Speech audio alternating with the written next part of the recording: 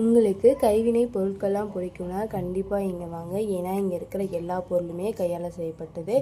Handbags, அப்புறம் வீட்டு அலங்கார பொருட்கள் நிறையா வச்சுருக்காங்க. எல்லாமே கையால் பண்ணதுங்க. நிறைய குட்டி குட்டி பொம்மைங்க இருப்பாங்க. இதெல்லாம் வீட்டில் வாங்கி வச்சு அழகாக இருக்கும்.